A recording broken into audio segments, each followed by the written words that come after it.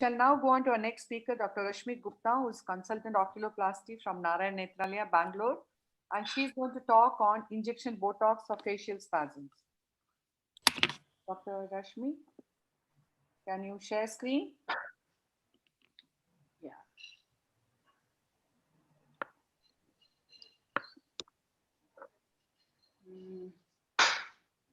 Okay.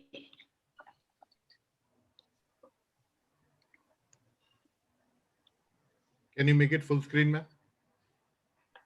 Okay, you're here. Perfect. Good morning. Sorry, good evening, all. The periocular dystonias, hemifacial spasm, and essential blepharospasm are not merely cosmetic conditions. So they are both functionally and socially incapacitating for the patients. A very effective treatment is chemodenervation with botulinum toxin. So in this condition, it's very important to make sure that we are talking really about blepharospasm and not reflex blepharospasm. And we need to rule it out by, reducing light or using topical anesthetics to make sure it's not the secondary blepharospasm.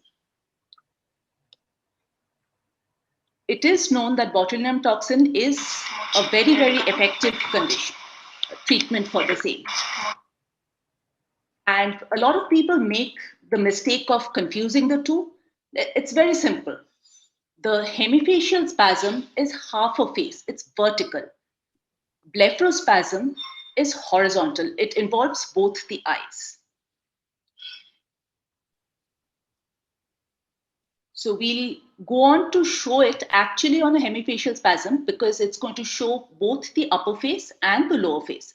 And a good dose to start with is 20 units per side in a blepharospasm or 20 units on the single side on hemifacial spasm. So among the pharmacology, what's important to know and to tell the patient is that the action doesn't start immediately. It will take 24 to 72 hours to start an effect and at least 10 to 14 days to have complete effect. And particularly in the older versions, on prolonged usage, there would be a decrease in the sensitivity to the botulinum toxin. We usually dilute it with normal saline. Using water for injection is going to be very irritant and painful for the patient. And often we use either 4 ml or 2 ml per 100 units. And we can calculate the dose we are giving for 0.1 ml in this way. And although the advisory is often that it can be used only within 4 hours, it's actually, we can keep it at room temperature for 4 hours, but if we put it in the refrigerator, it maintains its potency up to 6 weeks. In the pre-injection counseling of the patient, we need to tell them about the side effects, the possible ptosis, dry eye, lag ophthalmos, diplopia, and so on. And we have to tell them about the need for retreatment. And very often, you might want to draw a diagram like this, mark out where you've given the injections and what dose, and reassess after a few weeks to finalize the optimum dose and pattern for that particular patient. We need to find out if there's any coagulative disorder or there's any use of anticoagulants. If you end up with a hematoma, you're not going to do a good job. And the injection site skin has to be healthy. We need to clean any makeup and apply topical anesthesia. We can also use an ice pack, which has two effects. One, it reduces the vascularity, so it reduces the chance of a hematoma formation, and it also induces a certain amount of anesthesia. So while injecting, it's very important to know the underlying muscle and the anatomy we are talking about. These are your playgrounds, and including the facial ones, the zygomaticus, depressor angularis. And you'll see, particularly in the hemifacial spasm, the pattern differs depending on which muscle is overacting. So botulinum toxin is prepared. In this case, we are injecting 2 ml of normal saline into 50 units of botulinum toxin type A. And we don't shake the bottle vigorously. A gentle rotation should be enough. We make sure that the patient's skin is cleaned. And then we start injecting. Usually, I like to start with the corrugator superciliaris. 1 minute. I'm using a 1 ml syringe with a 26 gauge needle. And you see, that's the central part. But here, there was the folds of the corrugator further on, which is also injected. In the upper lid, the injection is just subcutaneous in the pre-tarsal area. In the lower lid, we put an injection in the center and laterally.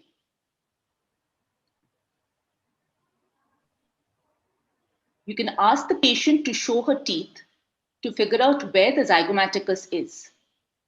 And Right. that is where we inject into the bulk of the muscle.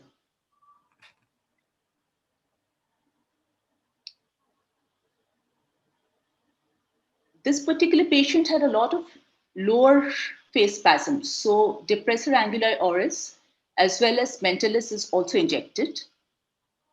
The panel, if you will allow me, I'll complete this, please.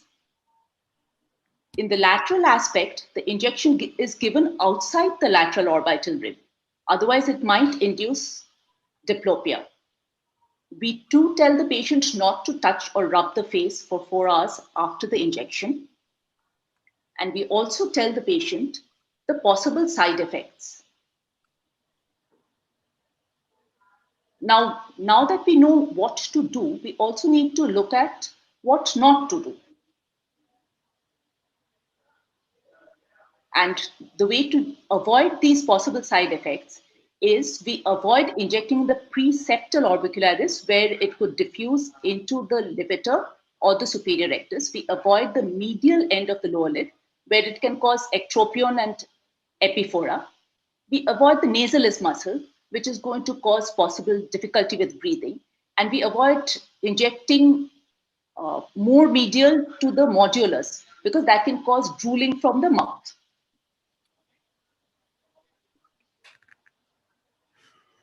So correctly done, it's a very satisfactory procedure. Thank you very much. Thank you, Dr. Rashmi. That was a brilliant talk. Really had us listening to you every second of the way. I just wanted to ask Dr. Milind or Dr. Usha who could answer. Would you consider in benign essential blepharospasm, or would you consider doing a frontal sling surgery as an alternative, or would you combine it with Botox? Or Dr. Usha? Ma'am? So first we start off with Botox, and I think once we are not very comfortable or once we've achieved the results that we intend to get, I don't think we need to advocate any surgery. But in case we are not able to get the adequate results, you may have to opt for a surgical procedure in order to make the patient suitable, at least clear the visual axis. So sometimes we may have to combine it with the sling procedure, which is what we advocate. I think some of our cases had to do that. Dr. Milind? Dr. Milind? Yeah, I also would agree that sling would be preserved as the last option. Before you would always start with botulinum toxin, and surgically you could do a myectomy. And myectomy can be combined with a sling, or if the myectomy fails, then you could consider a sling. And recently we've been trying the liposome encapsulated doxorubicin, which is having myotoxicity as a side effect.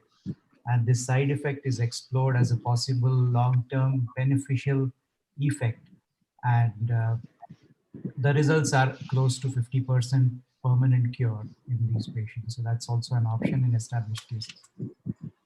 Dr. Chitra, just a comment, if I can. Yes, yes, yes. Dr. Chitra? Yeah. Yes, please. So I think the subset of patients who need surgery, essentially many of them have what is called as apraxia of lid opening in combination with blepharospasm.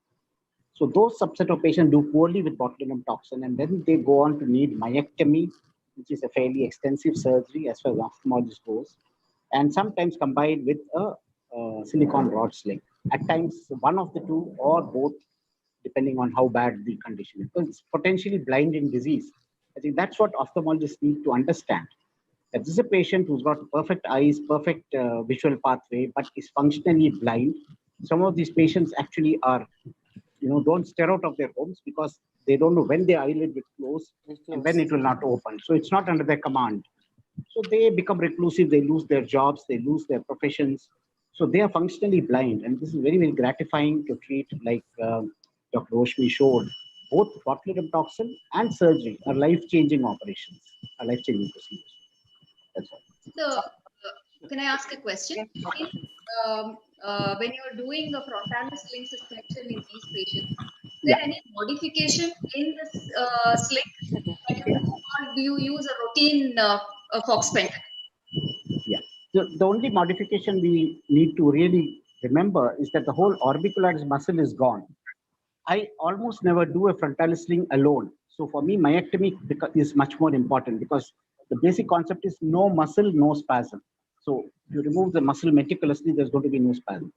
But so you just have the skin over the silicon rod. And you really have to do an open sky technique and attach the silicon rod to the tarsal plate with multiple sutures, because otherwise it's going to slip. There's no tissue between the silicon rod and the outer world except the skin, because the orbicularis has been meticulously removed. So in that sense, the chances of slippage, etc., are more. And so that's the only, you need to suture it to the tarsal plate very well, because there is no orbicularis muscle as a layer, and you're basically opened up the septum. So many other things may happen. Yes, sir. Thank you.